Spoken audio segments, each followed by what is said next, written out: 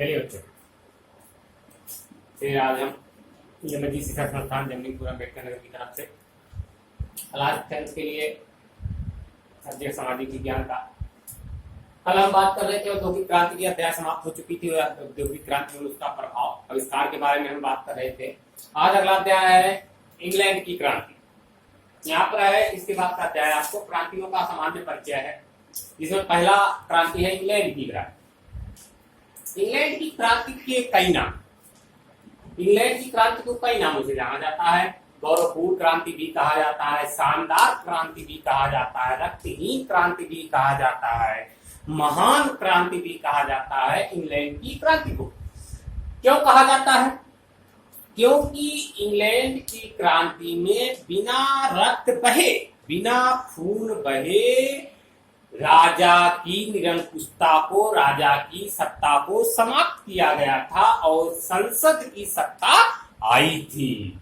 तो इसीलिए इसे जो है गौरवपूर्ण, रक्तहीन या शानदार क्रांति कहते हैं। अब इंग्लैंड की क्रांति के कारण क्या हुए थे? इंग्लैंड की क्रांति जो है 1688 में हुआ था। 1688 ईस्वी में इंग्लैंड की क्रांति हुई थी। उस समय वहां का राजा था जेम्स द्वितीय। जेम्स द्वितीय वहां का राजा था जो बहुत ही निरंकुश था।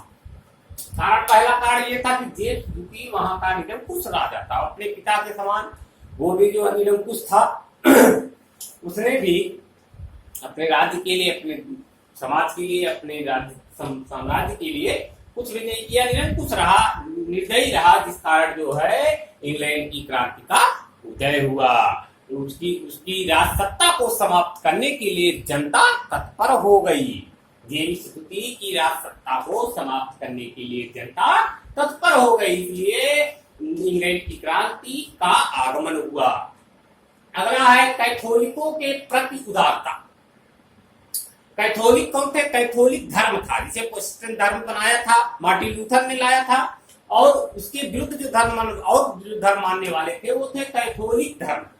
कैथोलिक धर्म के प्रति उदारता।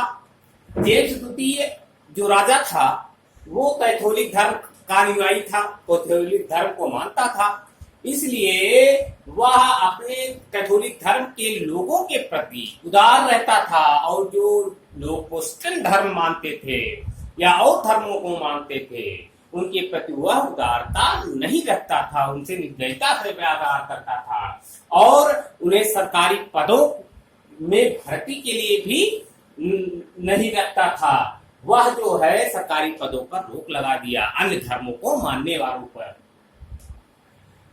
और इसी कारण जो है, और उसने कैथोलिकों के प्रति इतनी उदारता दिखाई कि उनके प्रति बने कानूनों को भी स्थगित कर दिया।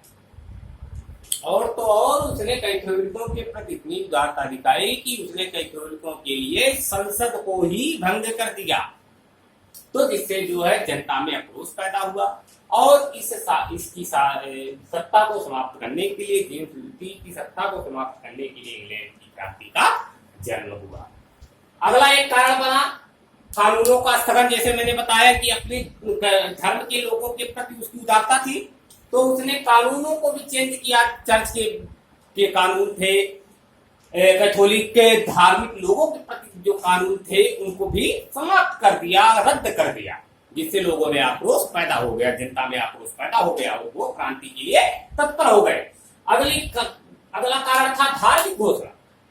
उसने धार्मिक घोषणा भी कर दी कि सभी पादरियों को कैथोलिक धर्म के प्रति, उनके धर्म के बारे में चर्च से घोषणा करनी होगी, पढ़ना होगा, बताना होगा लोगों को के सामने। कैथोलिक धर्म के बारे में ही चर्चा करनी होगी पादरियों को, ऐसी धार्मिक घोषणा कर दी, जिससे वहां की जनता जो है आक्रोशित हो गई और इंग्लैंड की क्रांति का जन्म हुआ।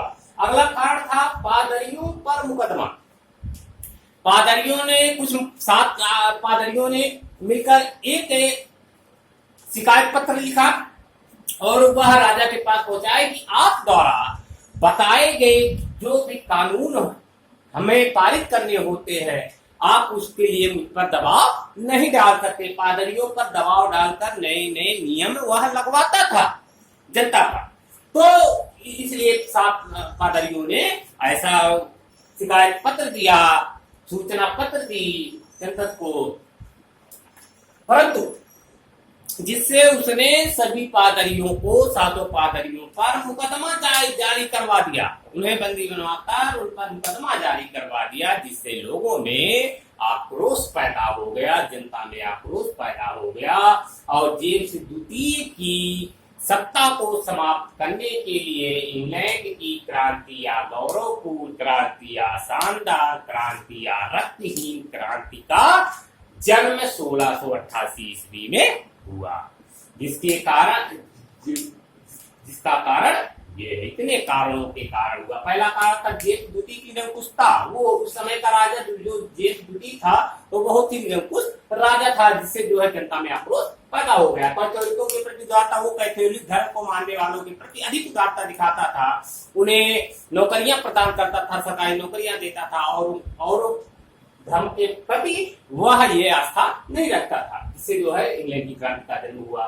कानूनों का स्थगन, वो कैथोलिक धर्म के प्रति जो विरुद्ध कानून बने थे उन्हें समाप्त कर दिया, उनको रद्द कर दिया और जो है जिससे लोगों में उसके प्रति निरंकुशता और आक्रोश पैदा हो गया और इंग्लैंड की क्रांति का जन्म हुआ। धार्मिक घोषणा, उसने घोषणा कर दी थी कि सभी पादरियों को कैथोलिक धर्म के बारे में ही बताना होगा, जिससे लोगों में आक्रोश पैदा हो गया।